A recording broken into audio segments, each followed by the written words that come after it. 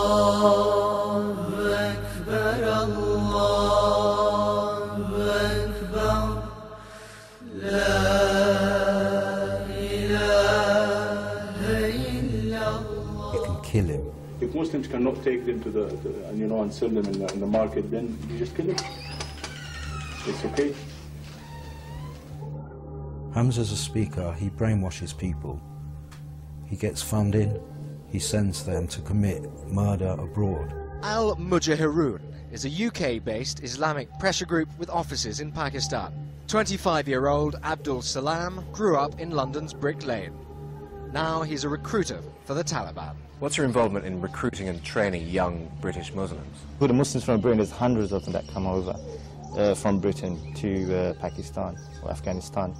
And what we do is we supply them with weapons, clothing, we feed them, we shelter them. Yeah, I'm British born, British bred. Are you willing to kill British soldiers? I'm willing to kill British soldiers simply because of the fact that they're engaging in a war that is against my brethren. The links from the UK go abroad and back. This is what makes it a global problem. If you take the London bombings, the bombers were from Britain. They were from the city of Leeds, a 2-hour drive north of London. British Muslims, but British. I and thousands like me have forsaken everything for what we believe. We are at war and I'm a soldier. Now you too will taste the reality of this situation. We are living with them. They are here. They're not outside our borders, they are here. So when you ask, is radical Islam a threat to Europe? Of course it is, because you find this large and growing minority population that is growing more and more radical and rejects more and more blatantly, overtly, and stridently the societies in which they operate. They are using our laws against us. They are using our democracy against us. And they know it. They know exactly what they're doing. When you think just from a military perspective, forgetting everything else, the September 11th hijackers trained for their mission to attack the United States inside the United States of America. That is something unbelievable.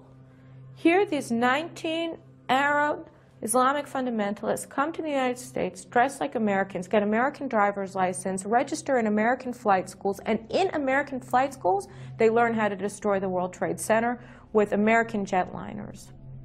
That is an unbelievable thing. That means that you don't need necessarily to have geographical territory at your disposal, because you can use the geography, use the territory of your enemies in order to destroy your enemies. That is the most postmodern type of warfare we've ever seen.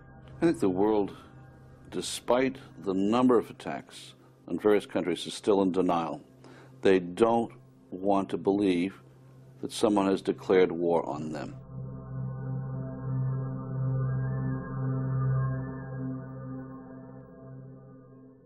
In the 1930s, the danger of Nazism was there. It was in everything Hitler wrote and said, in everything the Nazi authorities did. Dann wird das Ergebnis nicht die Bolschewisierung der Erde und damit der Sieg des Judentums sein, sondern die Vernichtung der jüdischen Rasse in Europa.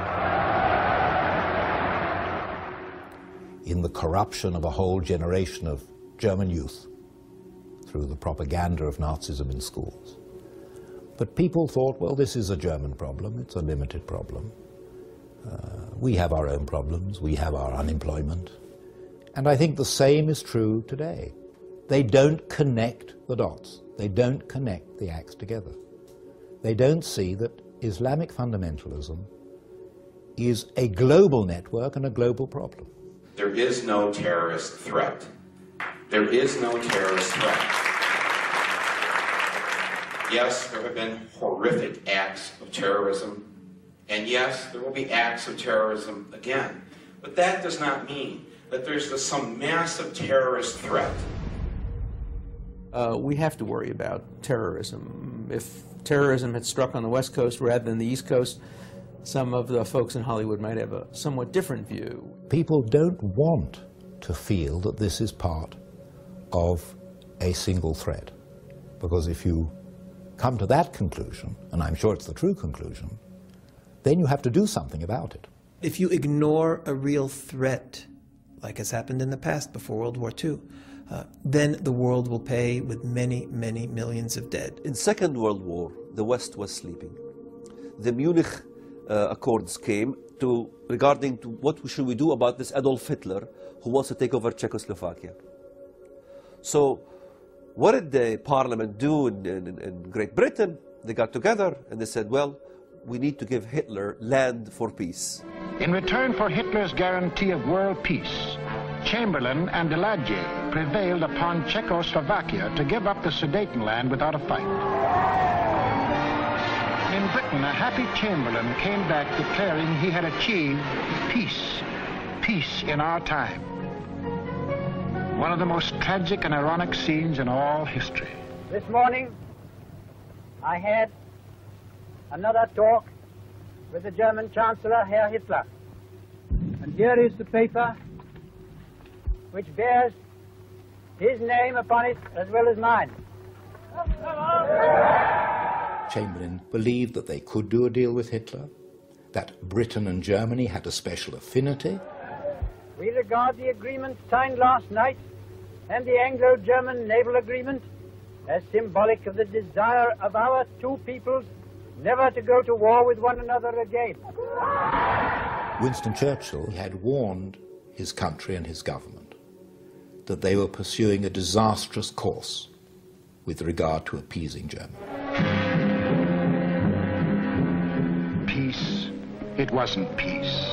By taking the Sudetenland, they had made Czechoslovakia defenseless, a ripe plum ready to fall into Hitler's lap. Within 6 months of declaring that he wanted no more territory anywhere, he violated the Munich Agreement. Austria and Czechoslovakia were gone without a fight, and Hitler was getting his control of Eastern Europe. Poland was next on the map. Churchill never considered himself a great leader. He always considered that he had failed, because from 1933 to 1939, he had warned his country and his government.